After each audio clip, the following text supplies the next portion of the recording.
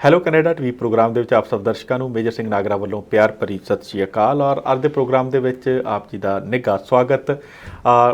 ਜੀ ਹਾਂ, ਤੁਸੀਂ ਪੰਜਾਬ ਸਟਾਰ ਟੀਵੀ ਦੇ ਉੱਤੇ ਬਹੁਤ ਸਾਰੇ ਪ੍ਰੋਗਰਾਮ ਵੇਖਦੇ ਹੋ ਔਰ ਸਾਡੇ ਸਾਰੇ ਪ੍ਰੋਗਰਾਮਾਂ ਨੂੰ ਜਿੱਥੇ ਤੁਸੀਂ ਆਪਣਾ ਉਸਾਰੂ ਸੋਚ ਵਾਲੇ ਜਿਹੜੇ ਸਾਨੂੰ ਸੁਝਾਅ ਦਿੰਦੇ ਹੋ, ਉੱਥੇ ਤੁਹਾਡਾ ਜਿਹੜਾ ਫੀਡਬੈਕ ਹੈ ਉਹ ਬਹੁਤ ਲਾਹੇਵੰਦ ਹੁੰਦਾ ਹੈ ਸਾਡੀ ਟੀਮ ਦੇ ਵਾਸਤੇ, ਤਾਂ ਕਿ ਅਸੀਂ ਤੁਹਾਡੇ ਲਈ ਹੋਰ ਵੰਨ ਸਵੰਨੇ ਪ੍ਰੋਗਰਾਮ ਜਿਹੜੇ ਹਨ ਜੀ ਉਹ ਲੈ ਕੇ ਪੇਸ਼ ਹੋ ਸਕੀਏ। ਸੋ ਹੈਲੋ ਕੈਨੇਡਾ ਦੇ ਵਿੱਚ ਅੱਜ ਦੀ ਗੱਲਬਾਤ ਅਸੀਂ ਕੈਨੇਡਾ ਦੇ ਨਾਲ ਸੰਬੰਧਿਤ, ਕੈਨੇਡਾ ਦੇ ਵਿੱਚ ਰਹਿੰਦਿਆਂ ਆਪਾਂ ਆਪਣੀ ਜ਼ਿੰਦਗੀ ਦੇ ਵਿੱਚ ਜਿਹੜੀ ਕਮਾਈ ਅਸੀਂ ਕਰਦੇ ਹਾਂ ਉਸ ਕਮਾਈ ਨੂੰ ਕਿਸ ਤਰੀਕੇ ਨਾਲ ਅਸੀਂ ਸਾਂਭ ਕੇ ਜਾਂ ਕਿਸ ਤਰੀਕੇ ਨਾਲ ਅਸੀਂ ਆਪਣੇ ਜ਼ਿੰਦਗੀ ਦੇ ਆਖਰੀ ਜਿਹੜੇ ਸਾਲ ਹੁੰਦੇ ਨੇ, ਜਿਹਨੂੰ ਅਕਸਰ ਰਿਟਾਇਰਮੈਂਟ ਕਿਹਾ ਜਾਂਦਾ, ਉਹਨਾਂ ਦੇ ਲਈ ਅਸੀਂ ਕਿਵੇਂ ਆਪਣੇ ਆਪ ਨੂੰ ਜਿਹੜਾ ਹੈ ਜੀ ਤਿਆਰ ਕਰਨਾ ਹੈ। ਸੋ ਅਜਿਹਾ ਇੱਕ ਪ੍ਰੋਗਰਾਮ ਅੱਜ ਲੈ ਕੇ ਅਸੀਂ ਹਾਜ਼ਰ ਹਾਂ ਅਤੇ ਇਸ ਸਾਰੀ ਗੱਲਬਾਤ ਦੇ ਲਈ ਤੁਹਾਡੇ ਰੂਬਰੂ ਮੈਂ ਕਰਵਾਉਣ ਜਾ ਰਿਹਾ। ਸਾਡੇ ਭਾਈਚਾਰੇ ਦੇ ਵਿੱਚ ਬੜੇ ਲੰਬੇ ਸਮੇਂ ਤੋਂ, ਕਈ ਦਹਾਕਿਆਂ ਦੇ ਉੱਤੋਂ ਜਿਹੜੇ ਹਾਂਜੀ ਫਾਈਨੈਂਸ਼ੀਅਲ ਖੇਤਰ ਦੇ ਵਿੱਚ ਤੁਹਾਨੂੰ ਐਡਵਾਈਸ ਕਰਦੇ ਆ ਰਹੇ, ਤੁਹਾਨੂੰ ਸੇਵਾਵਾਂ ਦਿੰਦੇ ਆ ਰਹੇ ਰਾਜਪਾਲ ਬਰਾੜ ਹੋਰਾਂ ਦੇ ਨਾਲ। ਸੋ ਆਓ ਆਪਾਂ ਬਰਾੜ ਸਾਹਿਬ ਦਾ ਸਵਾਗਤ ਕਰਦੇ ਹਾਂ। ਸੋ ਬਰਾੜ ਸਾਹਿਬ, ਪ੍ਰੋਗਰਾਮ 'ਚ ਨਿੱਘੀ ਜੀ ਆਇਆਂ ਨੂੰ। ਨਾਗਰ ਸਾਹਿਬ, ਬਹੁਤ ਬਹੁਤ ਤੁਹਾਡਾ ਧੰਨਵਾਦ ਅਤੇ ਤੁਹਾਡੇ ਸਾਰੇ ਹੀ ਹੈਲੋ ਕੈਨੇਡਾ ਦੇ ਦਰਸ਼ਕਾਂ ਨੂੰ ਮੇਰੇ ਵੱਲੋਂ ਪਿਆਰ ਭਰੀ ਸਤਿ ਸ਼੍ਰੀ ਅਕਾਲ, ਆਦਾਬ, ਨਮਸਕਾਰ ਜੀ। ਬਰਾੜ ਸਾਹਿਬ, ਗੱਲ ਰਿਟਾਇਰਮੈਂਟ ਦੀ ਜਦੋਂ ਗੱਲ ਕਰਦੇ ਨਾ ਤਾਂ ਕੋਈ ਵੀ ਨਹੀਂ ਚਾਹੁੰਦਾ ਕਿ ਮੈਂ ਮਤਲਬ ਰਿਟਾਇਰ ਬੁਢੇਪੇ ਵਾਲੇ ਪਾਸੇ ਜਾਵਾਂ। ਮੈਂ ਜਾਣਨਾ ਚਾਹਾਂਗਾ ਆਪਣੇ ਦਰਸ਼ਕਾਂ ਦੇ ਲਈ ਕਿ ਰਿਟਾਇਰਮੈਂਟ ਜਿਹੜੀ ਹੈ, ਰਿਟਾਇਰਮੈਂਟ ਨੂੰ ਸਿਕਿਉਰ ਕਰਨਾ, ਰਿਟਾਇਰਮੈਂਟ ਨੂੰ, ਕਿਉਂਕਿ ਦੇਖੋ ਹਾਰਡ ਵਰਕ ਕਰਨਾ ਬਹੁਤ ਜ਼ਰੂਰੀ ਹੈ ਜਵਾਨੀ ਵੇਲੇ ਵੀ, ਔਰ ਆਪਾਂ ਲੰਬਾ ਸਮਾਂ ਅਸੀਂ ਮਿਹਨਤਾਂ ਕਰਦੇ ਹਾਂ, ਵੱਖ-ਵੱਖ ਕੰਮ ਕੀਤੇ, ਕਾਰੋਬਾਰ, ਪਰ ਰਿਟਾਇਰਮੈਂਟ ਦੇ ਲਈ ਨਾ ਜੀ ਅਕਸਰ ਇਹ ਦੇਖਣ 'ਚ ਆਉਂਦਾ ਕਿ ਅਸੀਂ ਅਵੇਸਲੇ ਹੋ ਜਾਂਦੇ ਕਿ ਰਿਟਾਇਰਮੈਂਟ ਨਹੀਂ ਜੀ, ਕਮਾਈ ਕਰੀ ਚਲੋ, ਪਹਿਲਾਂ ਉਹ ਦੇਖਾਂਗੇ ਜੀ, ਟਾਈਮ ਬਚਾ ਲਾਂਗੇ। ਤਾਂ ਇਹ ਰਿਟਾਇਰਮੈਂਟ ਜਿਹੜੀ ਹੈ, ਸ਼ਬਦ ਪਹਿਲਾਂ ਤਾਂ ਇੱਕ, ਦੂਜਾ ਰਿਟਾਇਰਮੈਂਟ ਦੇ ਲਈ ਸੇਵਿੰਗਸ, ਤੀਜਾ ਰਿਟਾਇਰਮੈਂਟ ਦੇ ਲਈ ਅਸੀਂ ਆਪਣਾ ਸੁਖਾਲਾ ਆਪਣੇ ਆਪ ਨੂੰ ਕਰ ਸਕੀਏ ਫਾਈਨੈਂਸ਼ੀਅਲੀ। ਇਹਦੇ ਬਾਰੇ ਥੋੜ੍ਹਾ ਦੱਸੋ ਵੀ ਇਹ ਕਿਵੇਂ ਕੀਤਾ ਜਾ ਸਕਦਾ। ਜੀ ਬਿਲਕੁਲ ਨਾਗਰਾ ਸਾਹਿਬ, ਬਹੁਤ ਅੱਛਾ ਸਵਾਲ ਹੈ।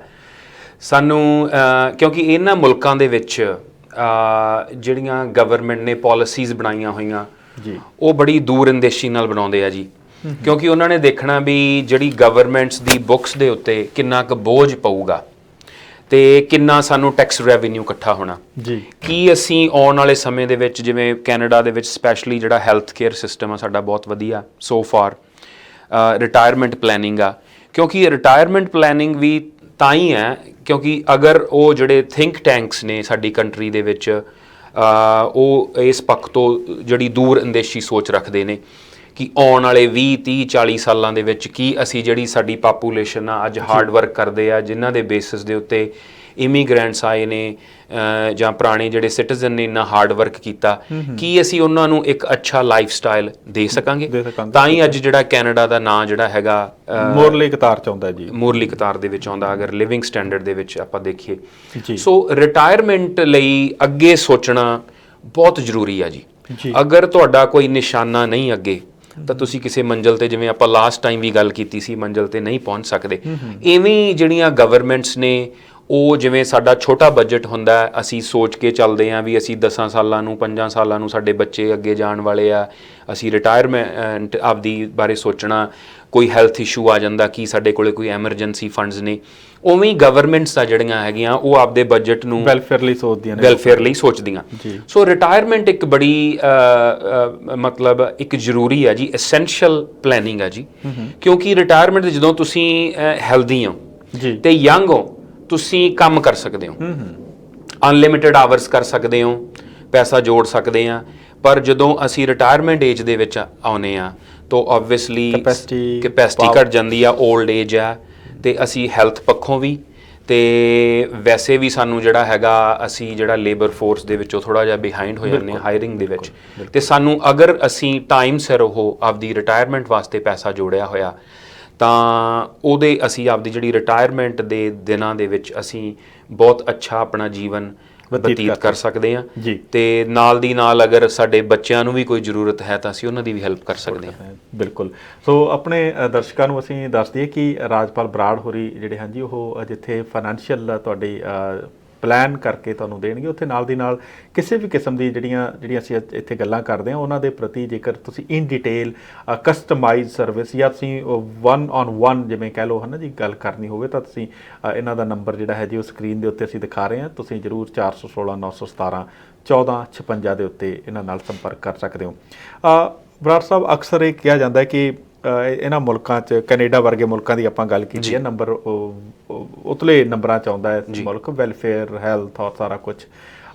ਕਹਿੰਦੇ ਜੀ ਇੱਥੇ ਤਾਂ ਪੈਨਸ਼ਨ ਲੱਗ ਜਾਣੀ ਹੈ ਸਾਨੂੰ। ਹਾਂਜੀ, ਮੈਂ ਤੁਹਾਡੇ ਕੋਲੋਂ ਪੁੱਛਣਾ ਚਾਹੁੰਦਾ ਹੈ ਕਿ ਜਿਹੜੀ ਪੈਨਸ਼ਨ ਹੈ ਮਤਲਬ ਕੀ ਉਹ ਪੈਨਸ਼ਨ ਦੇ ਨਾਲ ਆਉਣ ਵਾਲੇ ਸਮੇਂ ਦੇ ਵਿੱਚ ਗੁਜ਼ਾਰਾ ਹੋ ਸਕੇਗਾ ਲੋਕਾਂ ਦਾ? ਜੀ ਬਹੁਤ ਅੱਛਾ ਸਵਾਲ ਆ ਜੀ। ਨਿਆਗਰਾ ਸਾਹਿਬ, ਜੇ ਤੁਸੀਂ ਕੋਈ ਤਕਰੀਬਨ 8-10 ਸਾਲ ਪਿੱਛੇ ਜਾਂਦੇ ਆ, ਕੰਜ਼ਰਵੇਟਿਵ ਗਵਰਨਮੈਂਟ ਆਈ ਸੀ, ਉਹਨਾਂ ਨੇ ਰਿਟਾਇਰਮੈਂਟ ਜਿਹੜੀ ਏਜ ਹੈ 65 ਦੀ ਆ, ਜਿੱਥੇ ਸਾਨੂੰ CPP ਬੈਨੀਫਿਟ ਮਿਲਦੇ ਨੇ ਜਾਂ 올ਡ ਏਜ ਜਾਂ GIS ਲੋ ਇਨਕਮ ਦੇ ਵਿੱਚ ਸਾਨੂੰ ਮਿਲਦਾ, ਉਹ 65 ਤੋਂ ਕਰਕੇ ਉਹਨਾਂ ਨੇ 67 ਤੇ ਲੈ ਗਏ ਸੀ ਜੀ। ਥੋੜਾ ਜਿਹਾ ਹੋਰ ਗਾਂ। ਜੀ ਬਿਲਕੁਲ। ਉਹ ਕਿਉਂ ਸੀ? ਕਿਉਂਕਿ ਉਹਨਾਂ ਨੇ ਆਪਦਾ ਬਜਟ ਦੇਖਿਆ ਵੀ ਇਹ ਬਜਟ ਦੇ ਉੱਤੇ ਸਾਡੇ ਬਹੁਤ ਟੋਲ ਹੈ, ਬੋਝ ਹੈ, ਤੇ ਉਹਨਾਂ ਅਸੀਂ ਪੂਰਾ ਨਹੀਂ ਕਰ ਸਕਾਂਗੇ। ਜੇ 65 ਸਾਲ ਤੇ ਸਾਰੇ ਜਣੇ ਪੈਨਸ਼ਨ ਲੈਣ ਲੱਗ ਗਏ ਤਾਂ ਫਿਰ ਅਸੀਂ ਲੰਮੇ ਸਮੇਂ ਤੱਕ ਉਹ ਜਿਹੜਾ ਹੈਗਾ ਸਸਟੇਨ ਨਹੀਂ ਕਰ ਸਕਦੇ। ਸੋ ਇਹ ਇੱਕ ਸਾਨੂੰ ਸਿਗਨਲ ਹੈ, ਜੇ ਅਸੀਂ ਸਮਝ ਗਏ ਵੀ ਇਹ ਜਿਹੜੇ ਬੈਨੀਫਿਟਸ ਨੇ ਇਹ ਫੋਰਐਵਰ ਨਹੀਂ ਗਏ, ਇਹ ਗਾਰੰਟੀਡ ਨਹੀਂ ਗਏ। ਮੈਂ ਉਹੀ ਆਉਣ ਲੱਗਾ ਸੀ ਤੁਹਾਡੇ ਗੱਲ ਜੀ ਤੇ। ਬਿਲਕੁਲ। ਸੋ ਇਹ ਜਿਹੜੇ ਸਾਨੂੰ ਸੋਚਣਾ ਪੈਣਾ ਵੀ ਸਾਡਾ ਜਿਹੜਾ ਡੈਮੋਗ੍ਰਾਫਿਕ ਆ ਕੈਨੇਡਾ ਦਾ, ਕਿੰਨੇ ਯੰਗ ਲੋਕ ਨੇ, ਕਿੰਨੇ ਜਿਹੜੇ ਖਾਸ ਕਰਕੇ ਬੇਬੀ ਬੂਮਰਸ ਕਹਿੰਦੇ ਨੇ, ਉਹਦੇ 'ਚ ਤਕਰੀਬਨ ਹੁਣ 30% ਦੇ ਨੇੜੇ ਜਿਹੜੀ ਪਾਪੂਲੇਸ਼ਨ ਹੋ ਜਾਣੀ ਹੈ ਜਿਹੜੀ ਰਿਟਾਇਰਮੈਂਟ ਤੇ ਜਾ ਰਹੀ ਆ। ਬਿਲਕੁਲ। ਕੀ ਅਸੀਂ ਜਿਹੜਾ ਉਹ ਇਨਫਲਕਸ ਆਫ ਮਨੀ ਅੰਦਰ ਆ ਰਿਹਾ ਤੇ ਜਿਹੜਾ ਬਾਹਰ ਜਾ ਰਿਹਾ ਪੈਨਸ਼ਨਸ ਜਾਂ ਹੈਲਥ ਕੇਅਰ ਦੇ ਵਿੱਚ, ਕੀ ਅਸੀਂ ਉਹਨੂੰ ਮੈਚ ਕਰ ਸਕਦੇ, ਬੈਲੈਂਸ ਕਰ ਸਕਦੇ ਹਾਂ?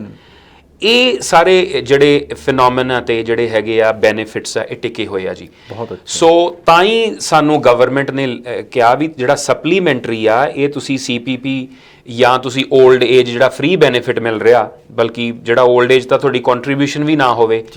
ਕੈਨੇਡਾ ਪੈਨਸ਼ਨ ਪਲਾਨ ਤਾਂ ਇਹ ਹੈ ਵੀ ਤੁਸੀਂ ਜਿੰਨਾ ਸਾਲ ਵੀ ਕੰਮ ਕੀਤਾ ਉਹਦੇ 'ਚ ਕੰਟਰੀਬਿਊਸ਼ਨ ਕਰਦੇ ਆ ਤੇ ਉਹ ਤੁਹਾਨੂੰ ਬੈਕ ਜਿਹੜਾ ਬੈਨੀਫਿਟ ਦਿੰਦਾ। ਪਰ 올ਡ ਏਜ ਤੇ GIS ਆ ਜਿਹੜਾ, ਉਹ ਕੋਈ ਵੀ ਅਗਰ ਕਿਸੇ ਨੇ ਕੰਮ ਨਹੀਂ ਕੀਤਾ, 10 ਸਾਲ ਹੋ ਗਏ ਇਸ ਮੁਲਕ ਦੇ ਵਿੱਚ ਰਹਿੰਦੇ ਨੂੰ, ਉਹਨਾਂ ਨੂੰ ਉਹ ਬੈਨੀਫਿਟ ਦਿੰਦੇ ਆ। But we shouldn't take it as granted। ਬਿਲਕੁਲ। ਇਹ ਕਦੇ ਵੀ ਬੰਦ ਹੋ ਸਕਦੇ ਆ, ਕਦੇ ਵੀ ਘਟ ਸਕਦੇ ਆ। ਬਿਲਕੁਲ, ਮੈਂ ਉਹੀ ਦੱਸਣਾ ਚਾਹੁੰਦਾ ਸੀ ਕਿ ਆਪਾਂ ਦੁਨੀਆ ਦੇ ਬਾਕੀ ਮੁਲਕਾਂ ਨੂੰ ਔਰ ਖਾਸ ਕਰਕੇ ਉਸ ਮੁਲਕ ਨੂੰ ਜਿੱਥੋਂ ਅਸੀਂ ਆਪਾਂ ਖੁਦ ਆਏ ਆ, ਭਾਰਤ ਦੇ ਵਿੱਚ ਸਰਕਾਰੀ ਨੌਕਰੀਆਂ ਦੀ ਜਿਹੜੀ ਹੈ ਕਈ ਸਾਲ ਪਹਿਲਾਂ ਉਹਨਾਂ ਨੇ ਪੈਨਸ਼ਨਾਂ ਹੀ ਬੰਦ ਕਰ ਦਿੱਤੀਆਂ ਨੇ ਜੀ। ਸੋ ਪੈਨਸ਼ਨ ਜਿਹੜੀ ਹੈ ਨਾ ਜੀ, ਬੁਢੇਪਾ ਪੈਨਸ਼ਨ ਜਾਂ ਜਿਹੜੀ ਆਪਾਂ ਇਹ ਸੋਚ ਕੇ ਚੱਲੀਏ, ਆਪਾਂ ਇਹਨਾਂ ਮੁਲਕਾਂ ਦੇ ਵਿੱਚ ਖੈਰ ਹਜੇ ਉਹ ਨੌਬਤ ਨਹੀਂ ਆਈ ਕਿ ਜਿਹੜੀਆਂ ਕਰਾਊਨ ਕਾਰਪੋਰੇਸ਼ਨਸ ਨੇ ਉਹਨਾਂ ਦੇ ਵਿੱਚੋਂ ਜੇ ਕੋਈ EMPLOYE ਉਹਨਾਂ ਦਾ ਰਿਟਾਇਰ ਹੁੰਦਾ ਤਾਂ ਦੇ ਗੈਟ ਦੇਅਰ EMPLOYMENT ਦੀ ਜਿਹੜੀ ਪੈਨਸ਼ਨ, ਉਹਨਾਂ ਨੂੰ ਰਿਟਾਇਰਮੈਂਟ ਦੀ ਪੈਨਸ਼ਨ ਜਿਹੜੀ ਉਹ ਵੱਖਰੀ ਮਿਲਦੀ ਹੈ। ਪਰ ਅਸੀਂ ਅੱਜ ਇੱਥੇ ਜਿਹੜੀ ਗੱਲਬਾਤ ਕਰ ਰਹੇ ਹਾਂ, ਅਸੀਂ ਉਹ ਪੈਨਸ਼ਨ ਤਾਂ ਕਿ ਬੁਢੇਪਾ ਜਿਹੜਾ ਹੈ ਜੀ, ਨਾਟ ਪੈਨਸ਼ਨ, ਜਿਹੜਾ ਰਿਟਾਇਰਮੈਂਟ ਹੈ ਉਹਨੂੰ ਅਸੀਂ ਸੁਖਾਲਾ ਕਿਵੇਂ ਬਣਾ ਸਕਦੇ ਹਾਂ।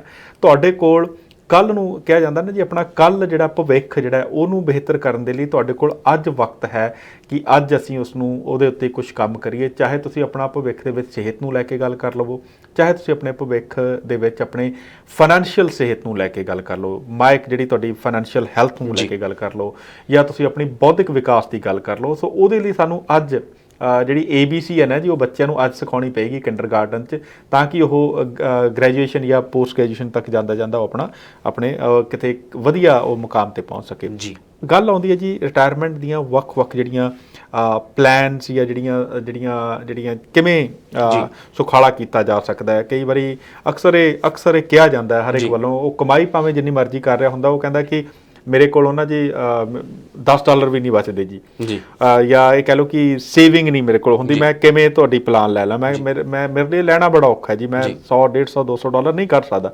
ਉਹਨਾਂ ਲਈ ਥੋੜ੍ਹਾ ਜਿਹਾ ਚਾਨਣਾ ਪਾਓ ਕਿ ਬਈ ਇਹ ਕਿਵੇਂ ਸ਼ੁਰੂ ਕੀਤੀ ਜਾ ਸਕਦੀ ਹੈ ਔਰ ਇਹਦਾ ਦੂਰ ਅਗਾਮੀ ਭਵਿੱਖ ਦੇ ਵਿੱਚ ਕੀ ਬੈਨੀਫਿਟ ਹੋਏਗਾ ਜੀ। ਜੀ ਬਿਲਕੁਲ।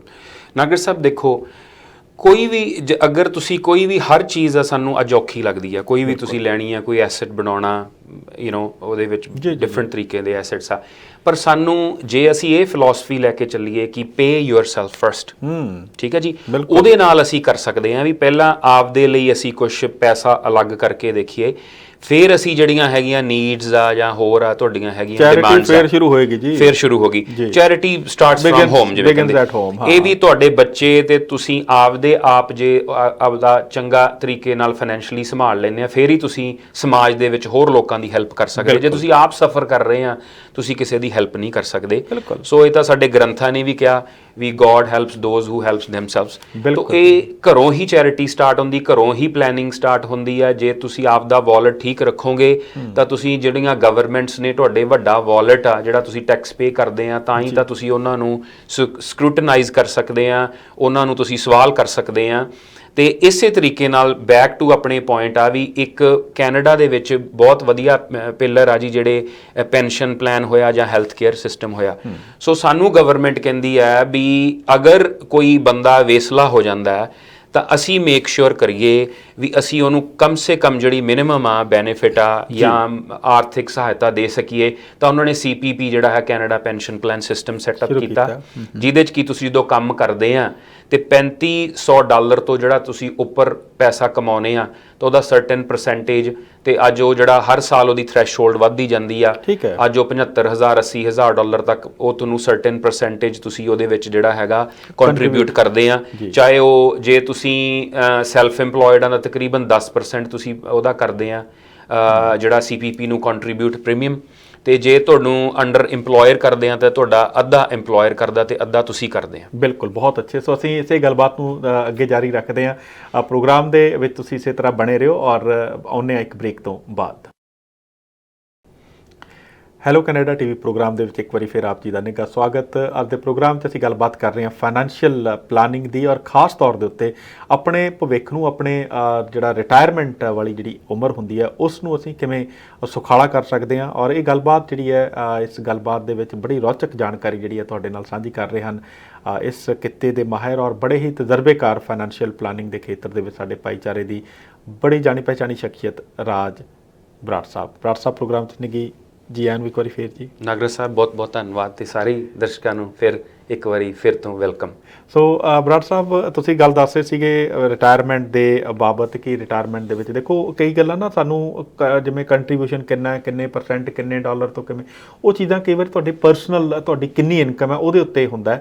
ਸੋ ਅਸੀਂ ਇਸ ਕਰਕੇ ਇਹ ਬੇਨਤੀ ਕਰਦੇ ਹੁੰਦੇ ਹਾਂ ਕਿ ਤੁਸੀਂ ਰਾਜਪਾਲ ਬਰਾੜ ਸਾਹਿਬ ਦੇ ਨਾਲ ਸੰਪਰਕ ਕਰਕੇ ਇਹਨਾਂ ਤੋਂ one-on-one ਇਨਫੋਰਮੇਸ਼ਨ ਔਰ ਇਹਨਾਂ ਨੂੰ ਸਲਾਹ ਮਸ਼ਵਰਾ ਔਰ ਕੰਸਲਟੈਂਸੀ ਲੈ ਸਕਦੇ ਹੋ। ਔਰ ਇਹ ਜਿਹੜਾ ਇੱਕ ਜਨਰਲ ਨੌਲੇਜ ਤੁਹਾਨੂੰ ਦੇਣ ਦੇ ਵਾਸਤੇ ਅਸੀਂ ਇਹ ਜਾਣਕਾਰੀ ਲੈ ਕੇ ਹਾਜ਼ਰ ਹੁੰਦੇ ਹਾਂ। ਸੋ RRSP ਜਾਂ ਜਿਹੜੇ ਟੂਲਸ ਦੀ ਗੱਲ ਆਪਾਂ ਚਲੋ ਕਰ ਲਈਏ, ਇਹ ਜਿਹਨੇ ਵੀ ਰਿਟਾਇਰਮੈਂਟ ਪਲਾਨ ਲੈਟਸ ਸੇ ਕਿਸੇ ਨੇ ਸੁਖਾਲਾ ਕਰਨਾ ਆਪਣੇ ਆਪ ਨੂੰ, ਉਹ ਕਿਹੜੇ ਟੂਲਸ, ਕਿਹੜੇ ਜਿਹੜੀਆਂ ਸਕੀਮਾਂ ਕਹਿ ਲਓ ਜਾਂ ਕਿਹੜੀਆਂ ਚੀਜ਼ਾਂ, ਪ੍ਰੋਡਕਟ ਕਹਿ ਲਓ, ਉਹਨਾਂ ਦੀ ਵਰਤੋਂ ਕਰਕੇ ਉਹ ਸੁਖਾਲਾ ਕਰ ਸਕਦਾ ਜੀ ਪਲੀਜ਼। ਬਿਲਕੁਲ ਨਾਗਰਾ ਸਾਹਿਬ, ਦੇਖੋ ਪਹਿਲੀ ਗੱਲ ਆ ਜਦੋਂ ਤੁਸੀਂ ਇੱਕ ਆਪਣੇ ਜਿਹੜਾ ਹੈਗਾ ਇੰਪਲੋਇਰ ਦੇ ਨਾਲ ਤੁਸੀਂ ਕੰਮ ਕਰਦੇ ਆ, ਉੱਥੇ ਤੁਹਾਡੇ ਰਿਟਾਇਰਮੈਂਟ ਲੌਕ ਇਨ ਪਲਾਨ ਖੋਲ੍ਹੇ ਜਾਂਦੇ ਆ ਜੀ। ਉਹਦੇ ਵਿੱਚ ਕੀ ਹੈ ਕਿ ਤੁਹਾਡੀ ਆਪ ਦੀ ਕੰਟਰੀਬਿਊਸ਼ਨ ਤੇ ਤੁਹਾਨੂੰ ਜਿਹੜਾ ਇੰਪਲੋਇਰ ਆ ਕੁਝ ਪਰਸੈਂਟੇਜ ਤੱਕ 4% ਆਫ ਯੂਅਰ ਪੇ ਜਾਂ 6% ਆਫ ਯੂਅਰ ਪੇ ਜਿਹੜਾ ਹੈਗਾ ਉਹਦੇ 'ਚ ਕੰਟਰੀਬਿਊਟ ਕਰਦਾ।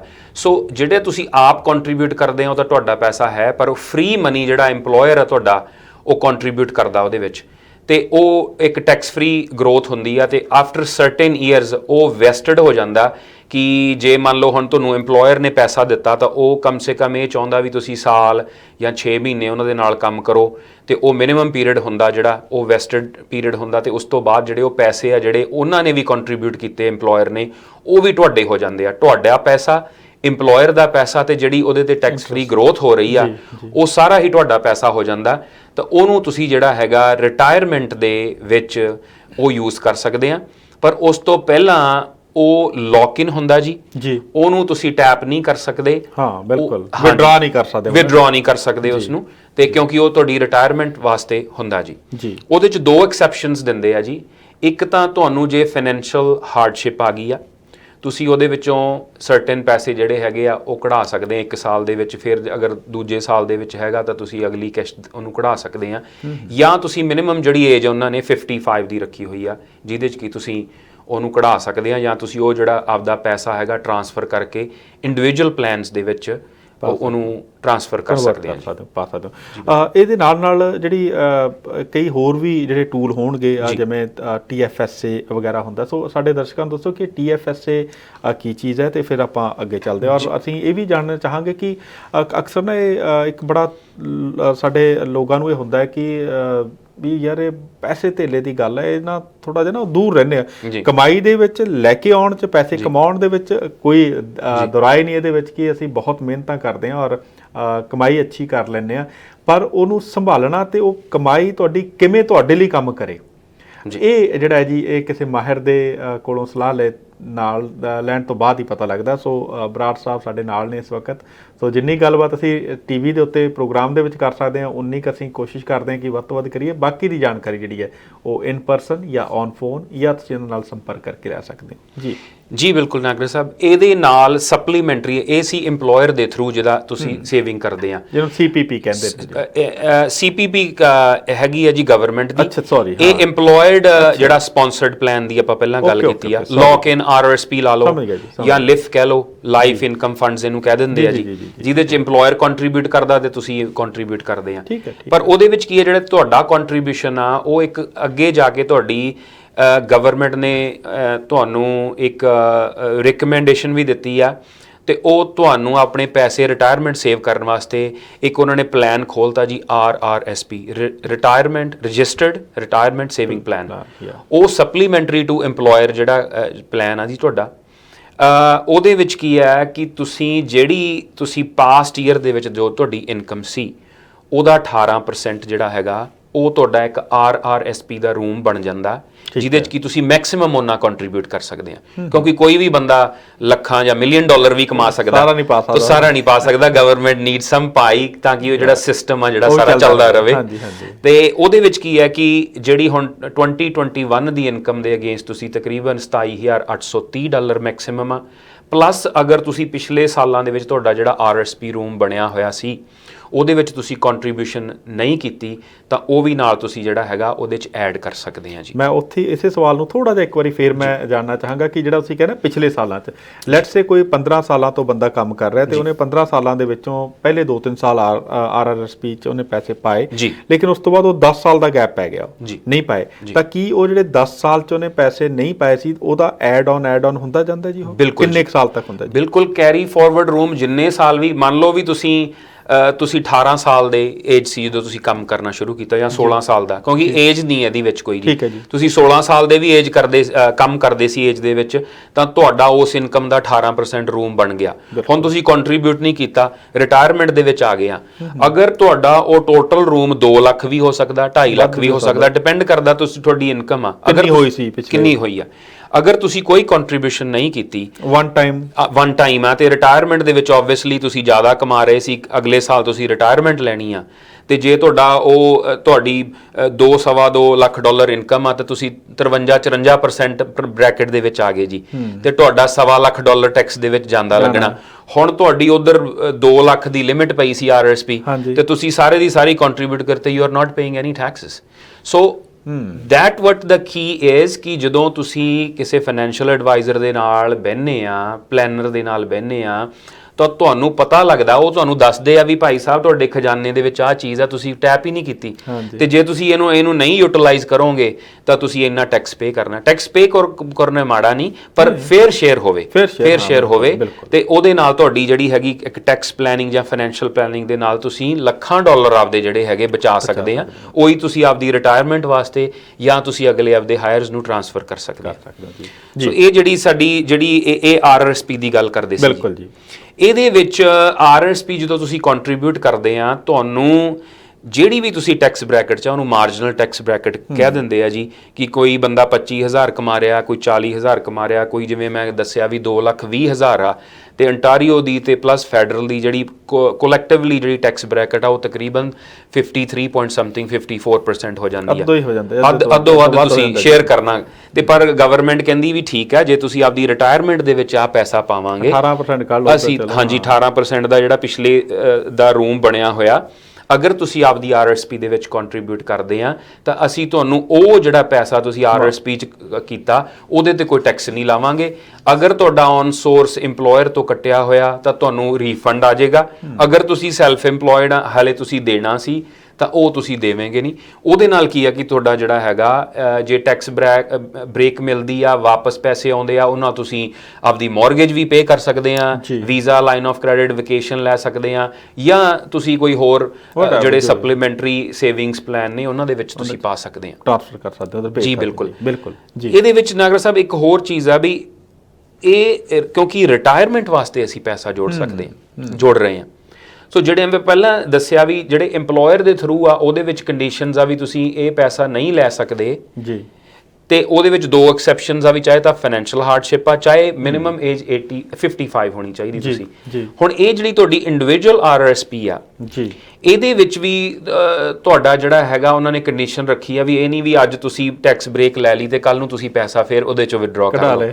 ਉਹਦੇ ਚ ਥੋੜੀਆਂ ਐਕਸੈਪਸ਼ਨਸ ਦਿੱਤੀਆਂ। ਮੈਂ ਉਹੀ ਵਿਡਰਾਲ ਵਾਲੇ ਪਾਸੇ ਆ ਰਿਹਾ ਸੀ। ਹਾਂਜੀ ਜੀ ਜੀ ਬਿਲਕੁਲ ਨਾਗਰ ਸਾਹਿਬ। ਤੇ ਉਹਦੇ ਵਿੱਚ ਕੀ ਆ ਕਿ ਜੇ ਤੁਸੀਂ ਫਰਸਟ ਟਾਈਮ ਹੋਮ ਬਾਇਰ ਹੋ ਜਾਂ ਤੁਸੀਂ ਪਿਛਲੇ 4 ਸਾਲ ਘਰ ਲਿਆ ਸੀ, ਵੇਚ ਦਿੱਤਾ, ਹੁਣ ਤੁਹਾਡੀ ਜਿਹੜੀ ਓਨਰਸ਼ਿਪ ਦੇ ਉੱਤੇ ਟਾਈਟਲ ਤੇ ਨਹੀਂ ਘਰ ਹੈਗਾ, ਤਾਂ ਤੁਸੀਂ ਜਿਹੜਾ ਹੈਗਾ ਫਸਟ ਟਾਈਮ ਹੋਮ ਬਾਇਰ ਦੇ ਅੰਡਰ ਤੁਸੀਂ $35,000 ਤੱਕ ਜਿਹੜਾ ਟੈਕਸ ਫਰੀ ਵਿਦਡਰਾ ਕਰ ਸਕਦੇ ਆ ਜੀ। ਉਹਨੂੰ ਵਿਦਡਰਾ ਕਰਕੇ ਅਗਰ ਤੁਹਾਡੇ ਸਪਾਊਸ ਦੀ ਵੀ RSP ਹੈ ਉਹਦੇ 'ਚ ਵੀ ਉਹਨਾਂ ਪੈਸਾ ਪਿਆ ਤਾਂ ਤੁਸੀਂ ਦੋਨੋਂ ਜਾਣੇ ਹਸਬੈਂਡ ਵਾਈਫ $70,000 ਆਪਦਾ ਫਸਟ ਟਾਈਮ ਹੋਮ ਬਾਇਰ ਪੇਮੈਂਟ ਵਾਸਤੇ, ਡਾਊਨ ਪੇਮੈਂਟ ਵਾਸਤੇ ਵਿਦਡਰਾ ਕਰ ਸਕਦੇ ਆ। ਵੱਡੀ ਇਹ ਇੱਕ ਰਿਲੀਫ ਹੈ ਜੀ ਬਿਲਕੁਲ। ਕਿਉਂਕਿ ਜਿਸ ਹਿਸਾਬ ਨਾਲ ਹੁਣ ਪ੍ਰੋਪਰਟੀਜ਼ ਪ੍ਰਾਈਸਿਸ ਆ, ਫਸਟ ਟਾਈਮ ਹੋਮ ਬਾਇਰਸ ਆ ਜਾਂ ਮਿਲੇਨੀਅਲਸ ਆ ਜਾਂ ਯੰਗਸਟਰਸ ਇੰਨਾ ਜਦੋਜਹਿਦ ਕਰ ਰਹੇ ਆ, they are struggling to get into the housing ਜਿਹੜਾ ਹੈਗਾ, ਤੇ ਉਹਦੇ ਲਈ ਇਹ ਕਾਫੀ ਰਿਲੀਫ ਆ। ਤੁਹਾਨੂੰ ਇੱਕ ਪਾਸੇ ਜੇ ਤੁਸੀਂ ਕੰਟਰੀਬਿਊਟ ਕਰਦੇ ਆ ਟੈਕਸ ਦੀ ਬ੍ਰੇਕ ਆ, ਉਸ ਤੋਂ ਬਾਅਦ ਤੁਸੀਂ ਟੈਕਸ ਫ੍ਰੀ ਪੈਸਾ ਕਢਾ ਸਕਦੇ ਆ, ਪਰ ਉਹਦੇ ਵਿੱਚ ਇੱਕੋ ਲਿਮਿਟ ਲਾਈ ਆ ਵੀ ਉਹਨੂੰ ਤੁਸੀਂ 15 ਸਾਲਾਂ ਦੇ ਵਿੱਚ ਹੌਲੀ ਹੌਲੀ ਕਰਕੇ ਵਾਪਸ ਕਰੋ। ਤੇ ਇੱਕ ਉਹਦੇ ਵਿੱਚ ਜਿਹੜੀ ਸੈਕੰਡ ਉਹਦੇ ਵਿੱਚ ਐਕਸੈਪਸ਼ਨਸ ਦਿੱਤੀ ਆ ਜੀ ਕਿ ਤੁਸੀਂ ਅਗਰ ਆਪਦੇ ਕ੍ਰੈਡੈਂਸ਼ੀਅਲਸ, ਆਪਦੀ ਪੜ੍ਹਾਈ ਜਿਹੜੀ ਹੈਗੀ ਆ ਉਹਨੂੰ ਅਪਗ੍ਰੇਡ ਕਰਨਾ ਚਾਹੁੰਦੇ ਆ, ਤੁਸੀਂ ਕਾਲਜ, ਯੂਨੀਵਰਸਿਟੀ ਕੋਈ ਕੋਰਸ ਲੈਣਾ ਚਾਹੁੰਦੇ ਆ, ਉਹਦੇ ਵਿੱਚ ਵੀ ਤੁਸੀਂ 1 ਸਾਲ ਦੇ ਵਿੱਚ 10,000 ਤੇ ਮੈਕਸਿਮਮ ਅਪ ਟੂ ਜਿਹੜਾ ਹੈਗਾ $20,000 ਜਿਹੜਾ ਹੈਗਾ ਉਹ ਕਢਾ ਸਕਦੇ ਆ on top of this first time HBB plan ਦੇ ਔਨ ਟਾਪ। ਠੀਕ ਹੈ ਜੀ ਬਿਲਕੁਲ। ਤੇ ਉਹਨੂੰ ਫਿਰ ਤੁਸੀਂ 10 ਸਾਲਾਂ ਦੇ ਵਿੱਚ ਜਿਹੜਾ ਹੌਲੀ ਹੌਲੀ ਕਰਕੇ ਵਾਪਸ ਕਰ ਸਕਦੇ ਆ।